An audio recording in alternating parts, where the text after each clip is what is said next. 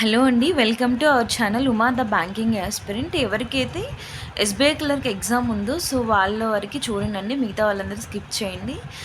ఇదే అనేది చాలా ఇంపార్టెంట్. ఎవరైతే ఫస్ట్ టైం ఎగ్జామ్ రాస్తున్నారు, లేదు మేము సెకండ్ అండ్ థర్డ్ టైం కూడా ఎగ్జామ్ రాస్తున్నాం, బట్ మాకు కొన్ని డౌట్స్ ఉన్నాయి, ఏమైనా ఉంటే మాత్రం కామెంట్ సెక్షన్లో తెలియజేయండి. నేను ఈ ఎగ్జామ్ గురించి ఏమేమి తీసుకెళ్ళాలి, ప్యాటర్న్ ఎలా ఉంటుంది, ఆబ్వియస్లీ అందరూ తెలుసు ఎగ్జామ్ ప్యాటర్న్ ఎలా ఉంటుందని. కానీ maximum expected questions last year వరకు ఎలాంటి క్వశ్చన్స్ ఇచ్చారు ఏంటి అనేది మొత్తం క్లియర్గా చెప్తాను. సో ఎక్కడ కూడా ఈ వీడియో అనేది మిస్ అవ్వద్దు. ఇన్ కేస్ మీరు ఏదైనా మిస్ అయ్యారు అంటే మాత్రం సగం అనేది అర్థమవుతుంది. ఓకేనా? So okay, let's start the video అండి. ఇక్కడ వచ్చేసరికి ఎస్బీఐ క్లర్క్ ఎగ్జామ్ టిప్స్ చెప్తున్నాను. ఫస్ట్ వన్, ఎగ్జామ్కి వెళ్ళేటప్పుడు మన దగ్గర ఏముండాలి? అడ్మిట్ కార్డ్ కంపల్సరీగా ఉండాలి. ఒరిజినల్ ఐడి కంపల్సరీగా, original ID, PAN card, Aadhaar card, passport, permanent driving licence, ఎవరైనా గెజిటెడ్ ఆఫీసర్స్ సైన్ చేసినటువంటి ఇది లేకపోతే బ్యాంక్ పాస్బుక్, ఇలాంటి అనేది ఒరిజినల్ ఐడీస్. ఈ ఒరిజినల్ ఐడి యొక్క ఫోటో కాపీ, మన లాంగ్వేజ్లో చెప్పాలంటే జిరాక్స్ కంపల్సరీగా ఉండాలి. మీ దగ్గర ఐడి ఉండి జిరాక్స్ లేకపోతే అస్సలు పొరపాటును కూడా ఎలవ్ చేయరు. ఇది మాత్రం మర్చిపోవద్దు. నెక్స్ట్ వచ్చేసరికి పాస్పోర్ట్ సైజ్ ఫొటోస్ కంపల్సరీగా ఒకటి పేస్ట్ చేయాలి, 2 స్పేర్గా పెట్టుకోవాలండి. ఎస్బీఐ కాబట్టి కంపల్సరీగా 2 హ్యాండ్లు అనేది ఉండాలి. ఓకే, డెఫినెట్, అసలు డోంట్ ఫర్గెట్, ఎవ్వరు కూడా మర్చిపోవద్దు. కొంతమంది చాలామంది అయినా admit card, original ID, passport size photos తీసుకెళ్తారు, జిరాక్స్ తీసుకెళ్లారు. సో వాళ్ళని పొరపాటును కూడా ఎలవ్ చేయరు. బెటర్ టు థింగ్ ఏంటంటే ఇంకోటి, ఈ 3 చాలా ఎసెన్షియల్, ఇంపార్టెంట్. ఎగ్జామ్కి 30 మినిట్స్ బిఫోర్ వెళ్ళడానికి ట్రై చేయండి. కొత్త ఎగ్జామ్ సెంటర్స్, మాకు ఎగ్జామ్ ఎక్కడో తెలియదు, ఎగ్జామ్ సెంటర్ కొత్తది అనుకుంటే ముందు రోజు వెళ్ళేసి ఒకసారి చెక్ చేసుకోండి. అదర్ స్టేట్స్ వెళ్ళే వాళ్ళు ఉంటారు. సపోజ్ ఇప్పుడు ఆంధ్ర వాళ్ళు ఉన్నారనుకో, తెలంగాణలో అప్లై చేస్తారు. తెలంగాణలో మౌలాలి అనుకో, తెలియదు కదా. సో అప్పుడు ఏం చేస్తారు, 1 డే బిఫోర్ ఎగ్జామ్ కాకుండా కొంచెం ముందు వెళ్ళేసి ఎగ్జామ్ సెంటర్ ఎక్కడ ఏంటి అని క్లియర్గా చూసుకుంటే కొంచెం టెన్షన్ అనేది తగ్గుతుంది, లాస్ట్ మినిట్లో హడావుడి అవ్వకుండా. ఓకేనా? నెక్స్ట్ వచ్చేసరికి మనకి ఎగ్జామ్ ప్యాటర్న్ ఎలా ఉంటుంది. English 30 questions 30 marks, quant 35 questions 35 marks, reasoning 35 questions 35 marks, total 100 questions అండి, 100 మార్క్స్. 20 మినిట్స్ ఇస్తారు ఒక్కొక్క సెక్షన్కి టైము. ఓవరాల్గా 1 అవర్ ఎగ్జామ్ అనేది ఉంటుందండి.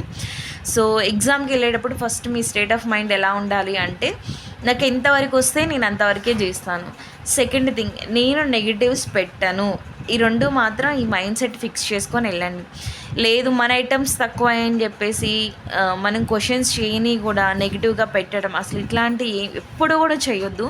ఎలా అంటే, ఇన్ కేస్ పేపర్ టఫ్గా ఉంది, మీరు ఎగ్జామ్ అటెంప్ట్ చేశారు, 40 క్వశ్చన్స్ అటెంప్ట్ చేయగలరు. ఆ పేపర్ 40 ఇవ్వగలదేమో చెప్పలేం కదా. కట్ ఆఫ్ 30 పెడితే మళ్ళీ మీరు 40 పెట్టాను అని చెప్పేసి భయపడేసి నెగిటివ్ పెట్టారనుకో, ఆ వచ్చే ఎక్స్ట్రా 10 మార్క్స్ కూడా మొత్తం నెగిటివ్ కిందకి పోతాయి. అదొకటి గుర్తుపెట్టుకోండి. పేపర్ ఎంతవరకు మీకు ఇస్తుందో అంతవరకు రాయండి. నెగిటివ్ మార్క్స్ మాత్రం మ్యాక్సిమం 90% అవాయిడ్ చేయండి. ఓకేనా? 99%, నాట్ 90%. ఓకే.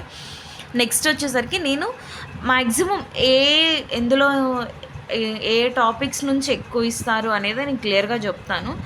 అంటే 1 డే బ్యాటింగ్ వాళ్ళు ఉంటారు కదా, వాళ్ళకైతే యూజ్ అవుతుంది. బట్ ఏంటంటే, ఇన్ కేస్ మీరు ఎక్కడన్నా ఇన్స్టిట్యూట్లో కానీ ఎక్కడన్నా బుక్స్ కానీ రిఫర్ చేస్తూ ప్రీవియస్ పేపర్స్ కానీ బాగా చదువుకుంటుంటే, నేను ఇప్పుడు చెప్పే టాపిక్స్ అనేది ఒకసారి కుదిరితే రివైజ్ చేసుకోవడానికి ట్రై చేయండి. ఎలాగో మనకి 3 days ఆఫ్ టైం ఉంటుంది కదా, సో దాని ప్రకారం మీరు ప్రిపేర్ అవ్వడానికి ట్రై చేయండి. ఇంకొకటి వచ్చేసరికి, ఎవరైతే సీరియస్ ఆస్పిరెంట్స్ ఉన్నారో సో వాళ్ళందరికీ నేను చెప్పే సజెషన్ ఏంటంటే, ఎవర్ ఇప్పుడు కొత్తగా మేము స్టార్ట్ చేసాము ప్రిపరేషను, బట్ మాకు అసలు ఏం తెలియదు, కానీ నేను చాలా సీరియస్ ఆస్పిరెంట్, నేను పెట్టినంత వరకు కరెక్ట్ అవుతాయి అనుకో, కానీ ఎస్బీఐ క్లర్క్ కదా ఎగ్జాము, మేము స్కోర్ చేయలేము అన్న ఫీలింగ్తో ఎగ్జామ్ రాయకుండా ఉండటము, అడ్మిట్ కార్డ్స్ వచ్చిన ఇట్లాంటివి చేయొద్దు.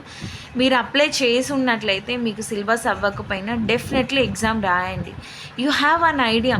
వేరే వాళ్ళు చెప్పేదానికి మీ అంతటా మీరు ఎక్స్పీరియన్స్ చేసేదానికి చాలా డిఫరెన్స్ ఉంటుంది ఏదైనా కానీ. సో ఇన్ కేస్ మీకు 30% ఆఫ్ సిలబస్ అయిందనుకో, అటెంప్ట్ చేయండి. మీకు ఎంత 30%లో అట్లీస్ట్ 6-7 టాపిక్స్ అవుతాయి కదా ఒక్కొక్క దాని నుంచి. ఆ 6-7 టాపిక్స్ నుంచి వచ్చిన క్వశ్చన్స్ కరెక్ట్గా అటెంప్ట్ చేస్తున్నారా లేదా అనేది ఒకసారి చెక్ చేసుకోండి.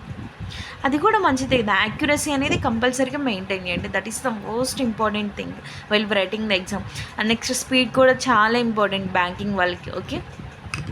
సో లేట్ చేయకుండా మనం టాపిక్స్ ప్రకారం డిస్కస్ చేసుకుందాము. ఏదైనా డౌట్స్ ఉంటే మాత్రం కామెంట్ సెక్షన్లో కామెంట్ చేయండి, ఓకేనా. సో రీజనింగ్ వచ్చేసరికి సిలాక్స్ 2-3 క్వశ్చన్స్ ఇస్తారండి. డైరెక్షన్స్ 3 కానీ 2 కానీ క్వశ్చన్స్ కంపల్సరీ.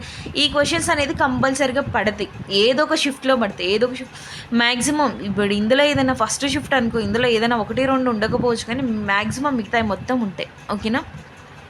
సిలాక్స్ 2-3 క్వశ్చన్స్, డైరెక్షన్స్ 2 కానీ 3 క్వశ్చన్స్, మ్యాక్సిమం 3 క్వశ్చన్స్ ఇస్తాడు. రేర్ కేసెస్లో 2 ఇస్తాడండి.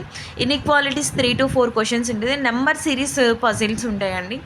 సో అంటే ఆల్ఫాబెట్స్, సింబల్స్, నెంబర్స్ మొత్తం ఇచ్చేసి ఒక 5 క్వశ్చన్స్ అలా ఇవ్వడం ఉంటుంది. Preceded by number, followed by number, in a sentence delete all the vowels and count the consonant which is from right of the left, ఇలా క్వశ్చన్స్ అనేది ఇవ్వడం జరుగుతుంది, ఓకే.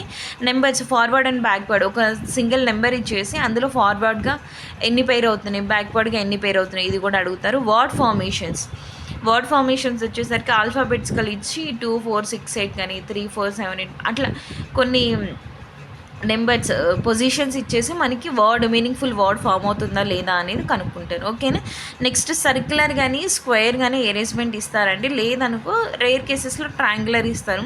ఈ సర్క్యులర్ స్క్వేర్ వచ్చేసరికి ఇస్తే ఇన్సైడ్ అయినా ఇవ్వచ్చు, అవుట్ సైడ్ అయినా ఇవ్వచ్చు, ఇన్సైడ్ అండ్ అవుట్ సైడ్ అయినా వచ్చు. Some of the members facing inside అని చెప్పొచ్చు, some of the numbers facing outside, ఇదొక కేసు.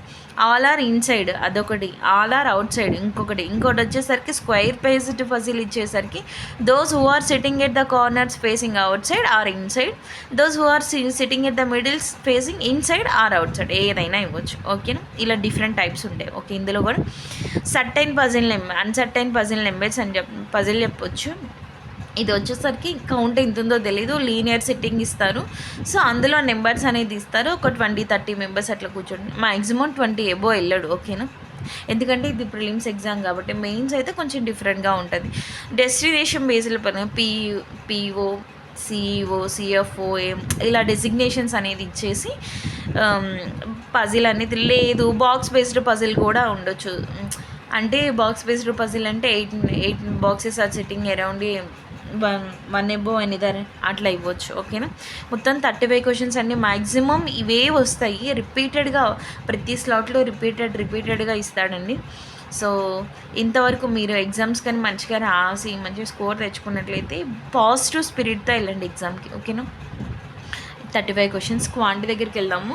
క్వాంట్ వచ్చేసరికి పై చార్ట్ అండి. పై చార్ట్ 5 క్వశ్చన్స్ ఇస్తారు మీకు. ఎస్బీఐ క్లర్క్ కానీ ఐబీపీఎస్ క్లర్క్ వచ్చేసరికి 2 పజిల్స్ అనేది కంపల్సరీగా ఉంటాయి. అందులో ఇది pie chart and next linear graph ఒకటి ఇస్తారు. లీనియర్ గ్రాఫ్ అంటే తెలుసు కదా, okay.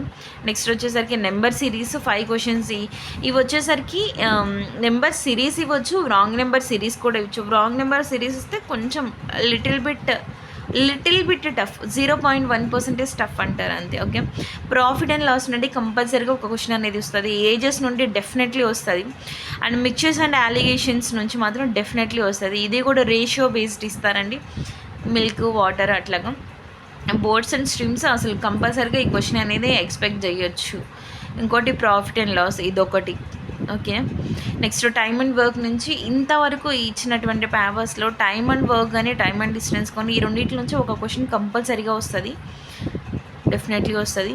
Simple index compound is కంపల్సరీగా వస్తుంది. పర్సంటేజెస్ అంటారా మనకి క్వాంటిటీకి హార్ట్ ఆఫ్ ద టాపిక్ అని చెప్పొచ్చు. డెఫినెట్లీ ఒక క్వశ్చన్ అనేది షూర్గా ఇస్తాడు, ఓకేనా. నెక్స్ట్ రేషియో అండ్ ప్రపోర్షన్స్ కంపల్సరీగా వస్తుంది. క్వాడ్రాటిక్ ఈక్వేషన్స్ ఇన్ కేస్ ఇప్పుడు ఈ క్వశ్చన్స్లో ఏదన్నా ఒక 2-3 క్వశ్చన్స్ తీసేయాలనుకుంటే క్వాడ్రాటిక్ ఈక్వేషన్స్ ఇస్తాడు. లేదు పేపర్ ఈజీగా ఉండాలి అనుకున్నప్పుడు క్వాడ్రాటిక్ ఈక్వేషన్స్ అనేది కంపల్సరీగా ఉంటుంది, ఓకేనా. ఓకే. నెక్స్ట్ వచ్చేసరికి ఇంగ్లీష్ అండి. ఇంగ్లీష్ వచ్చేసరికి మన మ్యాక్సిమం అందరికీ ఉండే ప్రాబ్లం ఏంటంటే ఇంగ్లీష్ మన మదర్ టంగ్ కాదు. We are well known about our Telugu.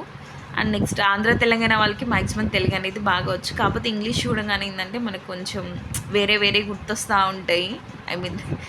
భయపడతాము. So అట్లా ఏం అవసరం లేదు. ఎందుకంటే ఇంగ్లీష్లో మనం స్కోర్ చేయడానికి కట్ ఆఫ్ స్కోర్ చేయడానికి చక్కగా ఆర్సీ ఉంది, reading comprehension.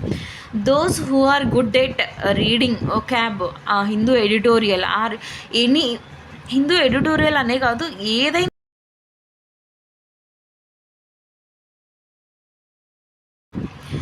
Those who are good at reading, అంటే పేపర్ అనే కాదు, హిందూ ఎడిటోరియల్ అనే కాదు, ఏదైనా నోవెల్స్ కానీ జర్నల్స్ కానీ బుక్స్ కానీ మాకు రీడింగ్ హ్యాబిట్ ఉంది, మేము చదువుతా ఉన్న వాళ్ళకి ఆర్సీ మాత్రం చాలా అంటే చాలా అడ్వాంటేజ్ అవుతుంది.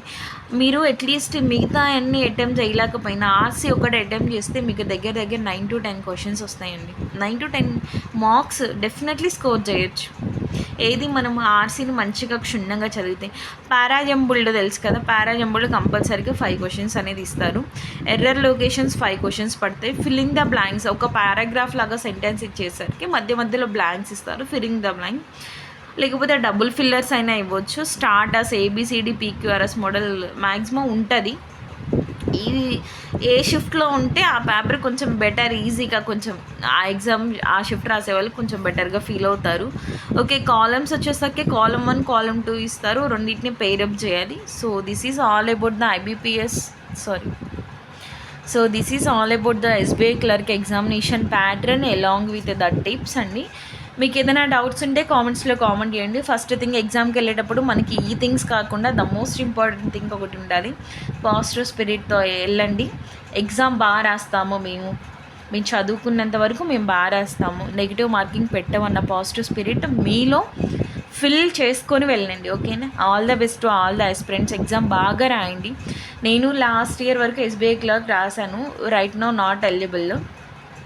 మీ అందరికీ తెలుసా ఎందుకు ఎలిజిబుల్ కాదు. So SBI clerk exam last year కూడా రాశాను, అప్పుడు 63.50 అనుకుంటా cut off marks. So paper ఈజీగా వచ్చేదాన్ని బట్టి కట్ ఆఫ్ మార్క్ అనేది పెరుగుతుంది. సో దానికి తగ్గట్టు మీరు ఎగ్జామ్ అటెంప్ట్ చేసేటప్పుడు ఆలోచించుకోండి పేపర్ ఎట్లా ఉంది ఏంటి అనేది. ఓకేనా? ఇంకోటి ఏంటంటే కొంతమంది ఒక పర్టికులర్ మైండ్ సెట్తో వెళ్తారు, పేపర్ ఎట్లా వచ్చినా నేను 70 అటెంప్ట్ చేయాలి, 80 అటెంప్ట్ చేయాలి, ఇట్లాంటివి మొత్తం అసలు ఏం చేయొద్దు. పేపర్ ఎంత ఇస్తే మీరు ఎంత చేయగలిగితే అంతే చేయండి. That is the positive and good habit. Okay, all the best all the aspirants. ఏదైనా డౌట్స్ ఉంటే కామెంట్ సెక్షన్లో కామెంట్ చేయండి. అండ్ ఎవరైనా కొత్త వాళ్ళు మన ఛానల్ చూస్తుంటే మాత్రం అస్సలు మర్చిపోవద్దు, సబ్స్క్రైబ్ చేయండి. ఇంకోటి వచ్చేసరికి నాకు లాస్ట్ ఇయర్ ఎస్బీఐ క్లర్క్ ఎగ్జామ్లో మార్క్స్ ఎన్ని వచ్చాయి అనేది కింద డిస్క్రిప్షన్లో లింక్ ఇస్తాను, డెఫినెట్లీ ఒకసారి చూడండి. Thank you.